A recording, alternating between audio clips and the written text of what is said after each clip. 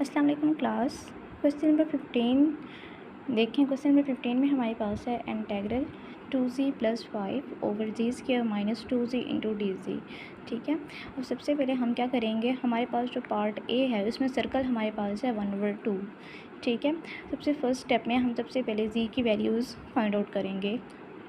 जी की values find out करने से हमें इजी होगा कि हम इस सर्कल के अंदर जी नॉट की वैल्यूज़ देख सकते हैं कि हमारे पास जी लाइक कर रही हैं या नहीं कर रही। ठीक है।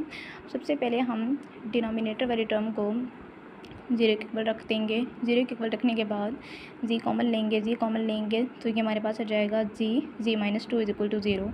तो जी को जब हम सेपरेटली 0 के इक्वल रखेंगे तो हमारे पास जी = 0 आ जाएगा। सिमिलरली जी - 2 को जब हम 0 के इक्वल रखेंगे तो हमारे पास आ जाएगा जी = 2। ठीक है। ये हमारे पास जी के 2 पॉइंट आ गए। इससे नेक्स्ट स्टेप में हम क्या करेंगे, हम यहाँ पर इसकी पार्शियल फ्रैक्शन ले लेंगे। ठीक है। पार्शियल फ्रैक्शन लेने से हमारे पास ए और बी की वैल्यूज़ आएंगी।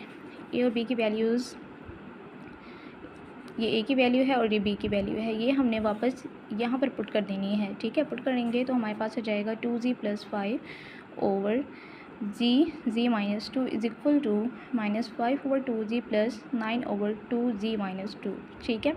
अब हमने यहाँ पर इंटेग्रल भी अप्लाई करवाना है। जब हम इसके ऊपर इंटेग्रल अप्लाई करवाएंगे तो हमारे पास आ जाएगा -5/2, ये कांस्टेंट है तो ये बाहर आ जाएगा। हमारे पास 1/g इंटेग्रल के अंदर रहेगा इंटू डी। ठीक है। इसके साथ भी हम सेम यही बिहेव करेंगे। अब यहाँ तक तो हमने इसकी सिंप्लीफिकेशन की है। ठीक है।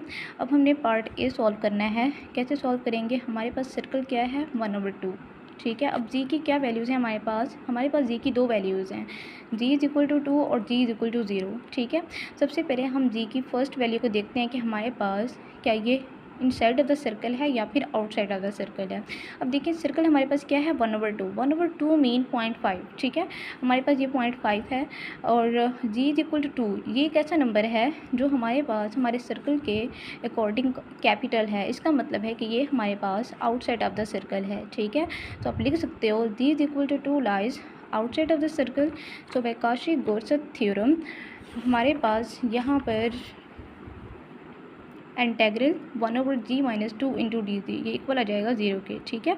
काशी-गोरसत थ्योरम यहाँ पर हमने अप्लाई किया है। इसके अलावा जो हमारे पास g = 0 है वो हमारे पास इनसाइड ऑफ द सर्कल है। ठीक है। तो हम लिख सकते हैं इसके ऊपर कि इंटेग्रल 1/g × dz ये हमारे पास इक्वल है 2π/i के। ठीक है। अब देखें इन दोनों की वैल्यूज़ हम क्या करेंगे, हम यहाँ पर पुट करेंगे। पुट करने के बाद हमारे पास ये वाली टर्म ख़त्म हो जाएगी तो ये वाली टर्म हमारे पास आ जाएगी -5π/i। ठीक है। इसका पार्ट बी देखिएगा। पार्ट बी भी सेम इसी तरह से है। इसके पार्ट बी में हमारे पास सर्कल है 2। देखिए सबसे पहले हम इसका सेंटर डिफाइन कर लेते हैं। सेंटर डिफाइन से करने से हमें इजी होगा कि हम इसकी फिगर ड्रॉ कर सकें। ठीक है। सेंटर कैसे डिफाइन करते हैं, जी हमारे पास है, जी हमारे पास होता है x + i/y। ठीक है। जी हमारे पास x + i/y के इक्वल होता है। जी हमारे पास किसके इक्वल है, x + i/y + 1, ये +1 ये वाला है = 2। अब देखें यहाँ पर जो हमारे पास +1 है ये रियल पार्ट के थ्रू अंदर आ जाएगा x के साथ। सो x को हम लिख सकते हैं x - -1 का होल स्क्वायर और ये हमारे पास है y - 0 का होल। ये हमारे पास इमेजिनरी नंबर है। ठीक है। अब हम इसके थ्रू ये फिगर ड्रॉ करेंगे। ठीक है। अब हम फिगर के थ्रू देखते हैं कि हमारे पास इन दोनों पॉइंट में से कौन सा पॉइंट लाई कर रहा है। ठीक है। अब सबसे पहले हम जी = 0 देखते हैं, क्या ये हमारे सर्कल के अंदर लाई कर रहा है। ठीक है। हम ये देखेंगे, उसके बाद हम जी = 2 देखेंगे। अब देखें जो फिगर हमने ड्रॉ की है इसमें हमें ईज़िली नज़र आ रहा है कि हमारे पास जी = 0 ये पॉइंट इस सर्कल के अंदर लाई कर रहा है। ठीक है। अब जी = 2 ये भी हमारी फिगर देख के हमें पता चल रहा है कि हमारे पास G = 2 outside of the circle है। ठीक है। तो आप लिख सकते हो G = 2 lies outside the circle. So by Cauchy Goursat theorem हमारे पास इंटेग्रल 1/g - 2 × dz ये हमारे पास 0 के इक्वल आ जाएगा। ठीक है। सो आप लिख सकते हो G = 0 lies inside of the circle. So हमारे पास जो ये इंटेग्रल है ये हमारे पास 2π/i के इक्वल आ जाएगा। ठीक है। सो हम अपनी फाइनल फॉर्म के अंदर जब ये पुट करेंगे तो हमारे पास ये टर्म 0 हो जाएगी और ये हमारे पास 2 से कैंसिल हो जाएगा तो आ जाएगा -5π/i। ठीक है। इसका पार्ट सी देखिएगा।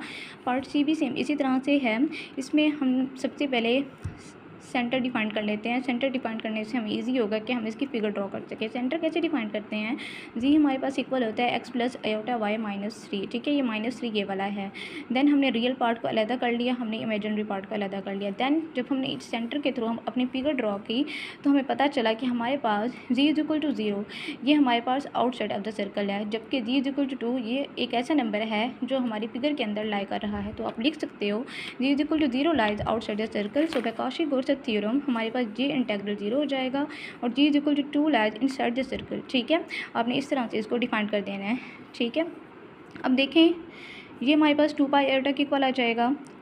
इन दोनों वैल्यूज़ को जब हम अपने फाइनल फॉर्म के अंदर पुट करेंगे तो हमारे पास ये टर्म 0 हो जाएगी और ये टर्म हमारे पास इक्वल आ जाएगी 9 पाई आयोटा के, ठीक है।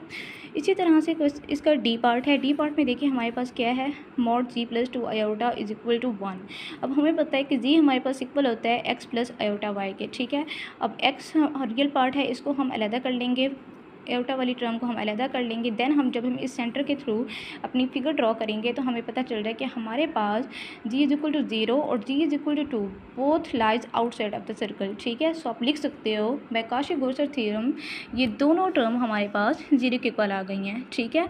सो हमारे पास जो फाइनल आंसर होगा वो भी 0 के इक्वल ही आएगा, ठीक है। अब बुक में देखें, बुक में हमारे पास क्या है, देखिए यहाँ पर क्वेश्चन नंबर 1 से लेकर क्वेश्चन नंबर 15 मैंने आपको कंप्लीट करवा दिए हैं, ठीक है। इसका part A B C D मैंने सारा करवा दिया आपको। क्वेश्चन नंबर 16 सेम इसी तरह से है, क्वेश्चन नंबर 17 भी इसी तरह से है, क्वेश्चन नंबर 18 भी इसी तरह से। ये आपने खुद करने हैं। नेक्स्ट लेक्चर में इंशाल्लाह हम क्वेश्चन नंबर 19 से 22 डिस्कस करेंगे, ठीक है।